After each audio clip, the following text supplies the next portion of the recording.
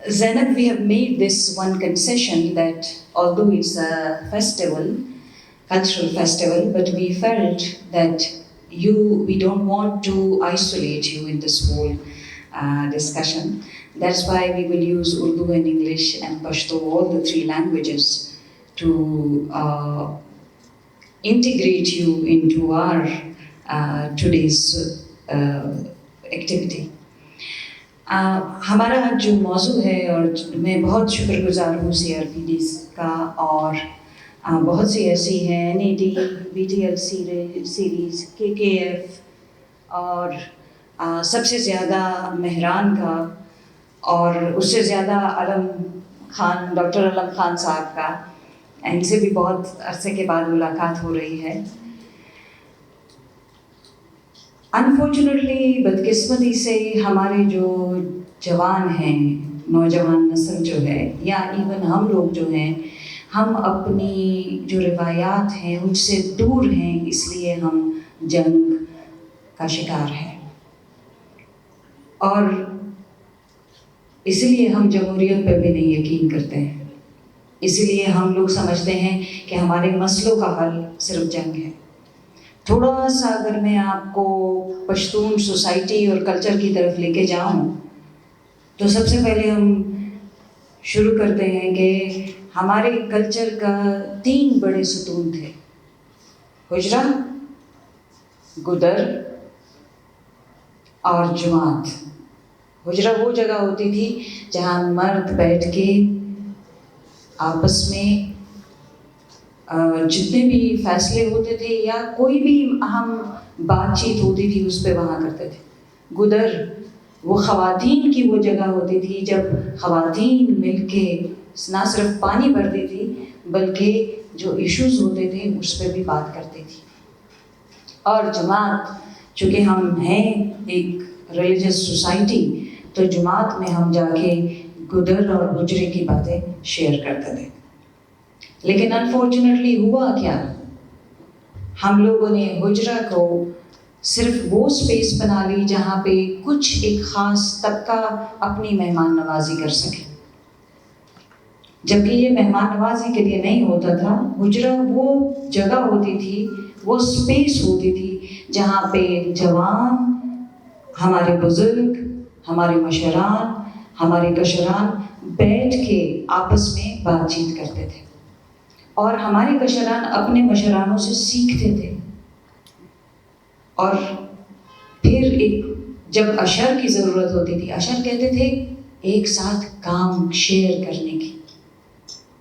ये पश्तो का वर्ड है, लेकिन हम शायद हमारे बच्चे अब जानते भी नहीं हैं कि अशर होता क्या है। अशर वो होता था जब किसी की क्योंकि वहाँ मैन पावर की हमेशा ज़रूरत होती थी, हमारे पास कोई लेबर नहीं है। इस पश्तून सोसाइटी की सबसे खूबसूरती ये थी कि ये बाद में आया, ये जो क्लास डिवीज़न है ये बाद में आई। हम सब मिलके काम करते थे। अगर किसी एक आदमी को कहीं सैलाब में घर गिर गया है, कोठा गिर गया है, तो वो उसके साथ सब मिलके आपस में काम करते थे। अभी तो अगर किसी के घर में ड्रोन भी होता है तो हम पूछने नहीं जाते हैं। तो अशर वो था कि हम सब मिल के काम करते थे और एक दूसरे की रिस्पॉन्सिबिलिटीज़ को शेयर करते थे। फिर होता था बदरगाह। बदरगाह वो होता था अगर किसी की कोई दुश्मनी होती थी या कोई ऐसा मसला पेश आता था, तो लोग काफ़िलों की शक्ल में, अगर एक आदमी का मसला होता था तो काफ़िले की शक्ल में वो उसको एक जगह से दूसरी जगह पहुंचाते थे। और बहुत सी जंगों का आप देख सकते हैं कि उसको हमने इसी तरीके से बहुत सी जगहों को रोका भी।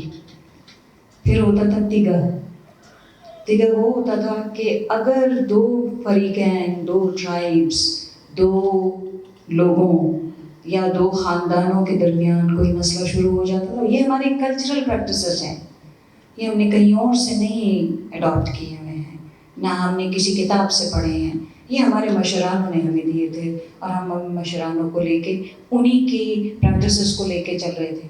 तो क्या होता था कि वो मशरान आपस में बैठते थे और दोनों के दरमियान अमन, वो तिगा कहते थे, और मुझे नहीं पता उसको उर्दू में क्या कहते हैं, پتھر اٹھا لیتے تھے، ہاں، اور پتھر رکھ لیتے تھے، بس اب اس کے بعد اور جنگ نہیں کرنی ہے، اور جو جنگ کرے گا اس کو اتنا اتنا تاوان دینا پڑے گا۔ اسی لیے ہماری زمینیں بھی شریک تھی، شراکت پہ بیسڈ تھی، کوئی ریونیو ریکارڈ نہیں تھا، اس کی ضرورت بھی نہیں تھی، کیونکہ بڑے ہوتے تھے وہ فیصلہ کرتے تھے۔ اور جس گاؤں میں جو بھی اجنبی آتا تھا، پورا گاؤں اس کو پتہ ہوتا تھا کہ یہ کون اجنبی آیا ہے یا مسافر ہے، تو اس کو اندر لے کے جاؤ حجرے میں، اس کو کھانا کھلاؤ۔ پھر کیا ہوا کہ 1979 کے بعد بہت سی چیزیں چینج ہوئیں، ہمارا کلچر، ہمارا کلچر بھی چینج ہوا، ہمارے جو گیٹ کیپرز تھے ریاست کے وہ بھی چینج ہو گئے، اور وہ سب سے بڑی غلطی تھی جب ریاست نے گیٹ کیپرز کو چینج کیا۔ انہوں نے یہ بدرگاہ، دیگا، اشر، گدر، حجرہ، جماعت، ان سب چیز پہ قبضہ کر لیا۔ پھر وہی مقتدر قوتیں وہی ہمارے لیے جنگ لے کے آئے، کیونکہ انہوں نے پہلے ہمارے کلچر کو ختم کیا، ہمارے کلتور کو، ہماری روایتوں کو ٹارگٹ کیا۔ اور اس سے اور بھی زیادہ جو افسوس والی بات تھی، جو ہماری اچھی روایتیں تھیں ان کو ہی ہمارے لیے ایکسکیوز بنایا کہ تم لوگ بڑے مہمان نواز ہو، ملمستیا کوے، تم لوگوں نے ہر کسی کو مہمان بنایا، اور انہی مہمانوں نے آپ کے لیے اس علاقے میں شورش پیدا کی یا جنگ پیدا کی، مگر ایسا تھا نہیں۔ جب بھی مہمان آتا تھا وہ حجرے میں آتا تھا اور سارے گاؤں کو پتہ ہوتا تھا، لیکن کیا کیا ہم لوگوں نے؟ اپنے حجرے ویران کر دیے، ہم لوگوں نے اپنے گدر کو، اپنی خواتین کو کہا تم لوگ گھروں سے نہیں نکلو گے۔